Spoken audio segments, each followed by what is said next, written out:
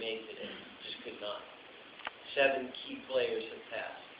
So that was also a very important inspiration for the making of the film. A scene coming up where you see Kitch at his funeral. So those were my introductory comments. Alvin? Yes, good afternoon, everyone. Good to see some faces that you Trinidad. The angle I'd like to take is one almost coming to the end, in the sense that a year ago I was appointed the chairman of a company called Trinidad Tobago Entertainment Company. The company has a simple mandate to internationalize the entertainment industry of Trinidad and Tobago. And a lot of times people see me and they ask me, when is Calypso going to make it internationally? And I always answer, you mean again? Because in the 40s, Calypso was known throughout the world, United States, London, Europe, and we could talk about all the examples of films that it was already in. We could talk about songs that have made it big, and I think of the very rum and Coca-Cola, which incidentally, even Trinidadians don't even know the true history of rum and Coca-Cola. The melody was composed by a man called Lionel Velasco, who was around in the 1910s. And the lyrics was written by Lord Invader. But it was stolen by a guy called Maury Amsterdam, who worked at the base in Trinidad around the time that the song came out, and sold it to the Anza sisters.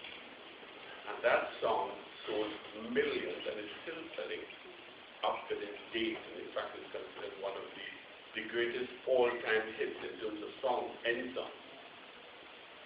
Unfortunately, the copyright, there was a lawsuit, and Lord Invader got $150,000, which at that time in the late 40s, early 50s, was a lot of money. History records that he bought a rum shop with it. Had no money about a year later. Well, his friends literally drank him off. But what is more important and very disheartening is that if you go on the internet today and you look up this song, you will see that the copyright still rests with Maury Amsterdam.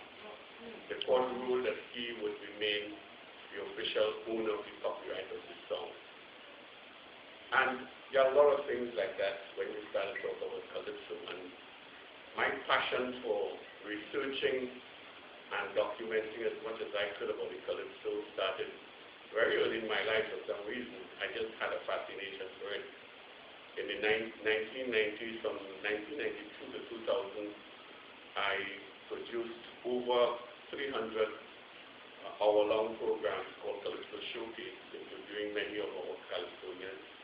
And some of the footage in the film actually came from some of the work that I did. And again, in talking to the various Calypsonians in their elements, we found out there was another side of their life which you needed to know. And you understand some of the frustrations they went through. And when we talk about the theme today, which has to do something with the challenges that Calypso face, I think one has to appreciate that aspect of it. So today when we talk about can we now get back into the international scenario, I think what I'm happy about mostly today is that I think this film can be the catalyst to the world recognizing what Calypso has to offer. I think it has already done something.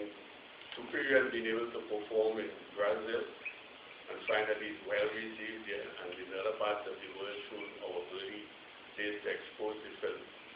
And we hope that now that we've converted it to a DVD, that this will be the tool that we can use to have more sessions like this, more launches throughout the world, and then eventually the rest will follow behind it.